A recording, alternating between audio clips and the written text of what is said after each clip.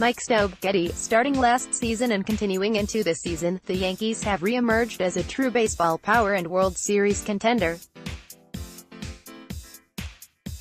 Last year they exceeded expectations and went to Game 7 of the ALCS. This year they're currently tied for the best record in baseball, and there is every reason to believe they are one of the 3 or 4 best teams in the sport. Maybe they'll emerge as the best team once the 162-game season plays out. You don't turn things around as quickly as the Yankees have. Remember how overwhelmingly mediocre this team was in 2016. Without a little bit of luck. Most notably, at the 2016 deadline the Yankees had 2 elite relievers, Andrew Miller and Aroldis Chapman, for sale at a time when 2 teams with long World Series droughts, Indians and Cubs, needed bullpen help and were willing to pay big to get over the hump. Good timing, that was. Those trades were a perfect storm. Beyond the luck factor and their ability to spend money, trading Chapman for Gleyber Torres only to re-sign Chapman a few months later was a nifty little move. The single biggest reason the Yankees are in the position they are in today is their player development. From 2007 to 14, the system produced Brett Gardner, David Robertson, Phil Hughes, Joe Buck Chamberlain, and Ian Kennedy. That's pretty much it. Not much help at all. Nowadays the Yankees are a player development first organization, not a free agent first organization. Almost 50% of their playing time this season has gone to homegrown players. Those are players who've spent their entire pro careers only with the Yankees, so Torres doesn't count and neither does Robertson because of the White Sox years, their most since 1973. With the production to come out of the farm system in recent years, since opening day, 2017 to 16.2 WAR, first in MLB, since opening day 2016 to 24.3 WAR, first in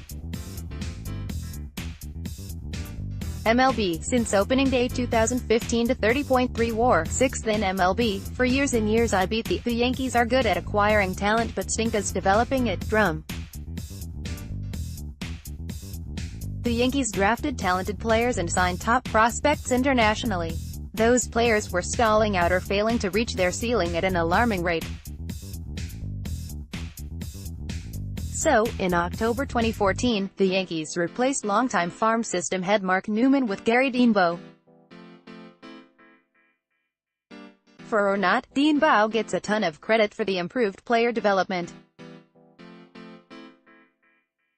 To me, 2 things stand out the most about the Yankees and their recent player development success. 1. The Yankees suddenly have a knack for getting players to exceed their perceived ceiling. Aaron Judge went from having grave concerns about his swings and misses to being a star. Luis Severino went from possible reliever profile to Cy Young candidate.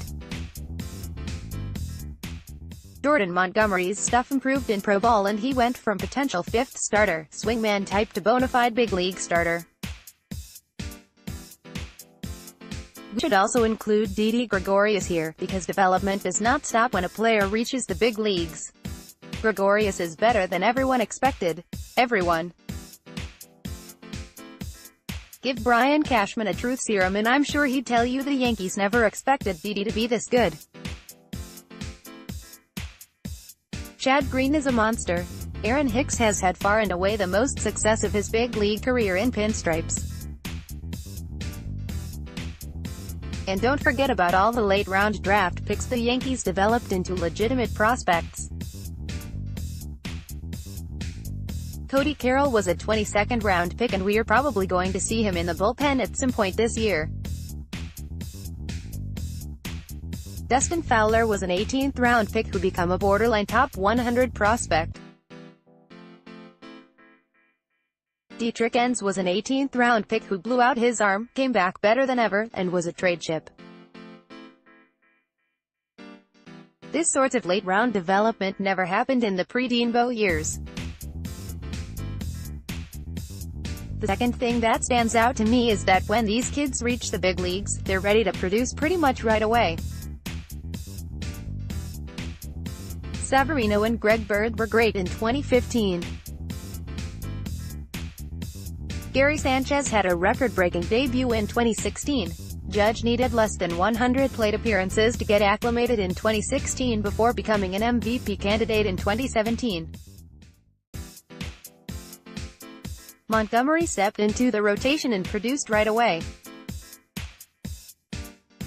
Miguel Andujar came up and hit right away. Torres came up and hit right away. There are always exceptions. Tyler Wade hasn't hit and Severino did struggle in 2016, but by and large, when the Yankees call someone up, it doesn't take long for the kid to produce. I don't think that's all one giant coincidence. I think the Yankees prepare these guys well in the minors, and I think they're very good at evaluating who is ready for the big leagues, both physically and mentally. That's why, for example, when the Yankees do something like not call up Chance Adams despite the need for another pitcher, I'm inclined to say he's not ready. They know what they're doing. There's undoubtedly a lot of luck involved in player development. Even the smartest organizations can't fully prevent pitcher injuries or teach every hitter how to recognize a breaking ball. Baseball is hard. You acquire lots of prospects and hope to hit on a few, and that is pretty much exactly what the Yankees have done, albeit at a rate greater than any other team these last 2 or 3 years. Since revenue sharing became a thing, it is no longer possible to build a team through free agency. You can't just buy players and expect to contend.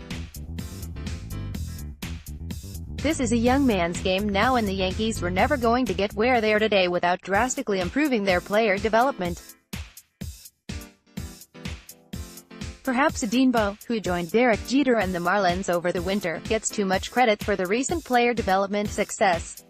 Either way, the Yankees are again a baseball powerhouse thanks to the guys that have come out of their farm system, not some other teams.